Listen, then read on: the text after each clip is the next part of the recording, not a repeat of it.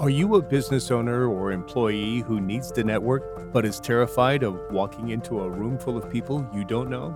Are you afraid of being left out of conversations or being awkward in the conversations you do have? Your tour guide, Faithann, is here to walk alongside you through the networking terrain, offering tips and tricks to network with ease. She'll also bring insightful interviews with successful business owners who have used networking to expand their businesses. Building relationships is the heart of networking, and generosity is the cruise ship that will navigate you toward those important relationships for your business or career. Grab your sunscreen and suitcase. Faithann is ready. Are you? Hello there, and welcome to the Networkers Tour Guide podcast. I'm your host, Faithann. I'm glad you found the show. Networking is providing opportunities for others that they would not have except for you, so that you have standing to ask for those opportunities from those same people when you need them. How do we create opportunities for others, and how do we ask for those same opportunities? Well, that's what this podcast is all about. It's what I'm here for. Let's dive into episode 17. Listeners, this is the very first episode that I have a guest on. I have JoAnne Stiles with me today with Stiles Realty Group. JoAnne, thanks for coming on the podcast today. Absolutely. Thanks for having me. Sure. I'm so excited to get to talk to you because we have known each other for a very long time, since 2018, through our networking chapter, our BNI, which stands for Business Networking International chapter that meets in Norman. And we have known each other for a really long time. So I'm going to let you tell the audience a little bit about what you do, and then we'll get into an elevator pitch, what makes a great one, and why specifically I wanted you to come on and talk about your elevator pitches that you continually, consistently deliver week after week that are always so good. Thank you. I am a real estate broker. I have a brokerage in Norman. I've been in business for 20 years, and I've had my brokerage for about 18. I have 6 agents who work in the brokerage, but I'm an active real estate associate. So I still help people buy and sell homes in the metro area, mostly Norman, Cleveland County. And me and my husband also own 3 office buildings in Norman, private office and co-working space. So all your office and co-working and meeting space needs. Our main focus there is small business owners. So we offer some great options for small business owners. I know many of your tenants, and they all have nothing but good things to say about their experience having you as their landlord for their offices. And your building in Norman, the one you just remodeled, is the old post office in Norman on Gray Street. And it's just beautiful the way you guys have remodeled it. If you're local to Oklahoma City or Norman, check out that building. It's called Stiles on Gray. Yes. Right? Yeah. Thank you. You're welcome. A lot of love was put in that building. It still has a lot of historical features, but now it offices quite a few people who need a space to get some work done, meet people, and we also open it up to the public for meeting space and also a day pass. So if you just are in town and you need a quiet space to work, and you can do a day pass and use that building for that as well. It's a great resource, and you have different levels, like there's different spaces, so ranging from just a desk all the way up to an office and something in between that. Yes. Yep. Very cool. Very cool. Well, we're talking about your elevator pitch, what to include and what not to include. And so last week's episode was all about what the main thing you're looking for. And so if you haven't listened to that, please go back and listen to that episode about how limited your time is and what you should be asking for and what kind of things should be included. And so I asked JoAnne to come on to talk about her elevator pitch. So there are 2 that I wanted to highlight. She did this earlier in 2024, and she said, I'm looking for the people you know who are having a garage sale, or if you're going to a garage sale, even if you don't know the person.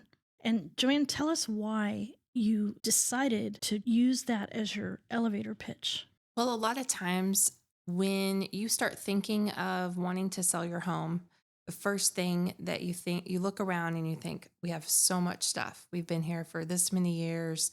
We've accumulated all these things. And either we don't want to move them, or we need to get this house ready to put on the market. And so usually people think, let's get rid of this stuff and let's have a garage sale. So that might be the very first thing that you see someone do, an action that they do that starts the home buying process. Even if they think they want to sell in the future, that's usually the first thought is we need to get our house ready. We need to get rid of Right. this stuff. Yeah. And what is so cool about you saying, I'm looking for the person who is having a garage sale, or I'm looking for if you go up onto a garage sale, is that it's so specific. That is the key to a good elevator pitch, is that it brings somebody or some action to mind. If it's too broad, you likely, as the listener, will not take any action. Yeah. You can tell the listeners why do we not take action when it's too broad? It doesn't come to mind. It just doesn't come to mind when it happens. The more specific the desire or the ask, the more likely you are going to get a referral from that. Exactly. Because we don't want to become your salesperson. We don't want to go prospect for you. And that's, I think, what the biggest mistake people make is they stand up for 60 seconds and talk about how great they are. And then Yeah. they want us to go out and find people for them. When instead, if they give us a specific instance or a specific person, now I'm like, oh, JoAnne needs person X. And how I can bring JoAnne up is, and that's another thing that you are real good about, is asking questions. When your friend is having a garage sale, ask her if, and that's something I do all the time too. When you hear of that friend who has just joined a networking group, ask her if she's considered, because it's not only that we need to know what to look for, but we have to bring you up in some way that's not weird. Yes. Because we don't want to be the person that our friends avoid, because we're always like pointing to them and admonishing them. You need better insurance. You need to join a gym. You need to sell your house. It's ugly. We're not going to do that. So a natural way to bring that up is also going to give that person success. Yes. Yeah, I agree. And also it may be your neighbor who, when you get real specific, it may be your neighbor, like your neighbor's going to have a garage sale, but it also could be that you drive down the road and you don't know the person at all. And I can't think of another example, but we'll just stick with the garage sale. You go to the garage sale and you comment on something that they have, and then you say, are you planning on selling? A lot of times people are always getting rid of their stuff before they sell, or you have a beautiful home. Are you having a garage sale to get ready to move? So it can be something that the person or you don't, and then you make an effort to go to that person that you don't know. So I think that's important too. Don't just give someone, your friends or family, but try to find something that maybe you can even find those people that your contacts, your networking partners don't know that person. Right. Because if you give us a specific question to ask, we're more likely to ask it. Mm-hmm. Yeah. And that's 100% the reason why these elevator pitches are important for us to manage well. It's not so that we can impress everybody in the room. Yeah. Because you don't have enough time to do that in 60 seconds.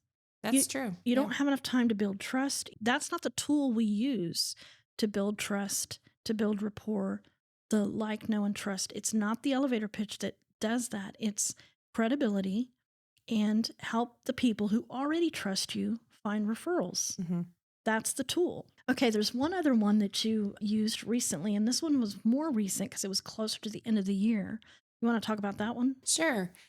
So I asked my networking group if they were on team real Christmas tree or fake Christmas tree, and had them raise their hand. And the reason why I asked them that was because I wanted to give them a tip on when they are selling, or they know people who are selling, or just in general knowledge, something to think about.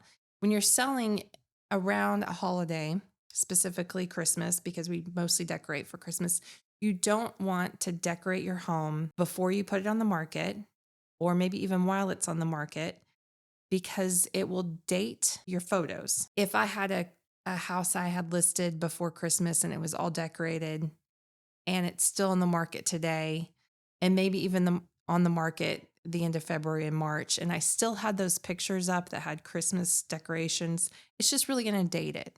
And also, it's not going to make it look as inviting year Mhm. round.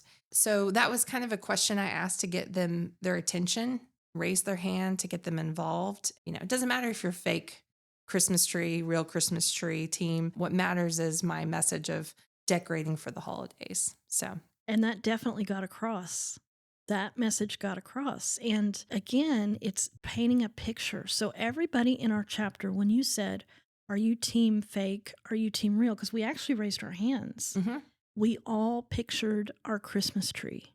yeah, And that action of picturing our Christmas tree in association with you talking about it will make us remember that tip more because we used our own, our prefrontal cortex of imagining and then recalling. We're tying that memory to you. yeah, Standing up and saying, "I'm the greatest realtor ever and I've sold 1 million homes or I've done $1 million worth of business," doesn't involve me at all. So, doing that, asking those questions in a way that involves, because we're all very attached to our Christmas trees, most of us. yeah, So now you've taken a real fun memory and you've tied it, you've anchored it to you and yes, your expertise yeah, in such a clever, clever way. I also remember sometimes during the week of Halloween, you'll come because sometimes we dress up. yeah, We're all just little 5-year-olds at heart, but and you'll read bat facts. yeah, And you tie it to real estate, but I don't remember exactly how you do that. But you read off these facts about bats, and you're in a bat thing, and it's just fun. yeah. The fun factor's got to be there because we're listening to a lot of people talk, and if we're not standing out in some way, then we're going to be forgotten. I agree. Hi, listeners. Are you someone who struggles to make a great first impression when you meet others? Faithann has put together her guide to help you make a great first impression no matter where you are. This quick guide gives you simple tips to leave a powerful first impression, the first step to relationship building. Go grab this free resource today by clicking on the impressions link in the show notes. And also, I think too, when you have participation, you can see what your colleagues, the person saying next to you. I even said, or no tree, because I had a couple people say, and they had a chance to kind of say why. But so you're interacting and you're engaging. And I think that also is memorable too. Same thing with when you ask a question and you have feedback. That is also memorable when you're doing a presentation. Right. And it gives you a great way to come. Let's say there's a visitor who comes. Mm-hmm. If I were you, I was looking out and I was asking that question, team real or team fake Christmas tree. I would look at which team they're on, because it gives me something to talk about after the meeting. It gives me something to bring up It's true. Yeah. to them. Another thing you can do, and I wonder if you've ever done this. I've done this before. Now, listener, I will say this is a more advanced thing. So if you're just starting networking and you're just trying to get networking under your feet and you're giving your presentations and you're not real confident in them just yet, I wouldn't do this, but make it a goal to work towards. Let's say that you're talking to somebody before the meeting and that person is your ideal client, but you discover through conversation, and now I was going to talk about thing X, but I'm going to switch it to thing Y Yeah. because I'm going to talk directly to that person. Now, I'm not going to make it obvious that I'm talking directly to that person, but let's say for your office building business. Yeah. And you're talking to somebody before the meeting and you plan to talk about real estate, and the person who's visiting is like the perfect candidate for your office. I would change it. Yeah. And you're experienced enough to do that on the spot. Mm-hmm. Yeah. Well, and even because you do have that short amount of time, sometimes in this instance, I might say, raise your hand if you office from me, and make kind of a joke about, only say good things, but, Oh, right. so, but just to show that, this is, I'm just not an office building owner, but I've got people you could talk to after the meeting. So, but you're right. It is a little advanced, but I think changing it. Also, sometimes you'll notice that people will get on a theme and as you go around the room. And so sometimes it just to kind of keep the theme up, that might also be something that maybe a little bit advanced, but you can change on the fly if there's a theme starting to occur in your meeting. That is so fun Yeah. when that happens. I've done that many times. Yeah. Like it'll be a word or it'll be a phrase. And so then you start thinking, okay, how can I make my business grab that phrase too? And that hasn't happened in a long time. Yeah, it hasn't. Sometimes it has to do with maybe something that's happened the night before, like just culture, Mm-hmm. a Super Bowl, maybe an OU game or something like Right. that. Yeah. So yeah, fun. It's always fun to have that group camaraderie, and also visitors will see that, and I think they're more attracted to a group that has that connection with each other. Exactly. Yeah, it has to be fun. I say this all the time. You can go into a room full of highly competent and high volume business owners, whatever they're doing, and they could all be your ideal client. If they're cold, if they're uninviting, if they're snobby, you will not go even as much business. I mean, it just takes a lot to go into a room that maybe potentially are good clients for you, but they're not going to treat you well. Yeah. It's a lot to overcome. Yeah. We have to feel like we belong. Yeah. And there's a lot to networking, and that's a big part of it. But then your 60-second is the time for you to shine. And so many people don't understand the way they can shine is by specifically narrowing in on who do you want. And sometimes when I coach clients, they'll say, well, I want to talk about this and this. I don't want to leave anybody out. And I say, but you can ask for anything you want.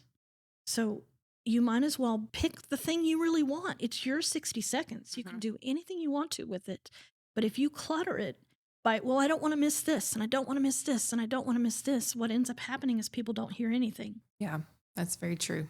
All right. Well, as we wrap this conversation up, JoAnne, you've networked for a long time, so I know that you would be a good resource. If you don't mind, tell me one thing that you really like when people do at networking meetings and one thing that people should not do.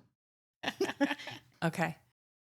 One thing I really like that people do is they are genuinely interested in others. They're up and talking. They are not just this with the same people, but they're kind of just talking to, you see them with different people all the time. I think that's very helpful.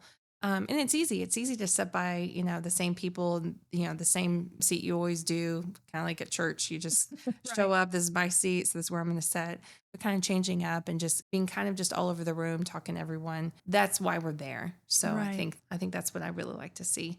And of course, I could always do better myself, but I think that's always encouraging to see that. And then I think what frustrates me the most is when you see people we're going back to that presentation, the 60-second presentation, saying the same thing over and over and over. And we know what they do and we know what they want, and not learning anything about the industry that they're in, not giving any sort of ideas on how to get them the referrals they want.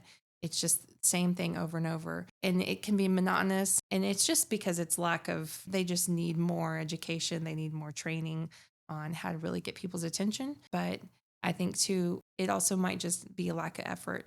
Yeah, it's something that you should take seriously, because how often do we have the attention of 20 to 30 people all at the same time? Right. And you shouldn't take it for granted. And so normally a business does not just serve one type of person.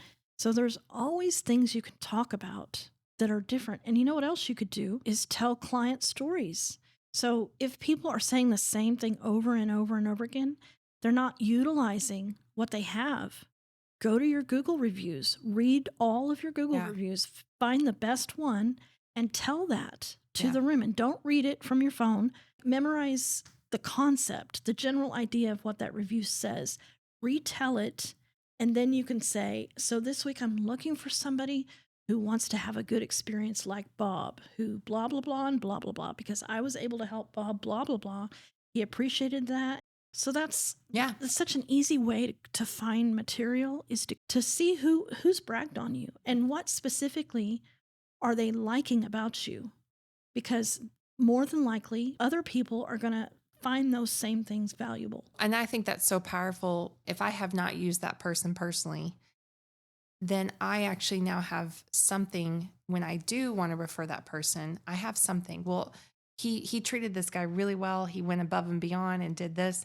This is from a testimonial he told me, but it's something I have. Like, oh yeah, Right. he does show up on time and he wears booties when he comes in your house and he respects your property. I would not know that unless Bob told me during his 60-second presentation and just told me about his testimonial he had. So yeah, I think it goes a long way. It does. We need to make it easy for people or they're not going to act. Yeah. And we need to understand how easy it can be for Mhm. us to make it easy for others. You just have to, That's true. read my stuff, listen to my podcast. Ivan Meisner, he's the founder of Business Networking International, BNI, has a podcast. I would highly recommend you listen to anything that he has to say. Yeah. He is the GOAT when it comes to networking. So we can always be learning, but let's remember that 60 seconds is precious and let's use it to the utmost. Get everything you can out of your 60-second presentation or it's a 30-second, however long you have. And I think you'll find great benefit for doing that. Yeah, absolutely. Well, thank you again, JoAnne. Where can people find you? Stilesok.com. It's STILES OK.com. That's my real estate website. And the offices are normanoffices.com. So pretty easy on that one. You can find the information you need on those websites, contact information and everything. All right. Again, I highly recommend using JoAnne if you need to buy or sell locally or if you need an office. She's a stand-up gal, a great friend, and a really good networker. Yeah, thank you. Thank you so much. You've been listening to the Networkers Tour Guide podcast with Faithann Basor. Share this episode with a friend and be sure to come back next week for more networking tips and tricks from the Networkers Tour Guide.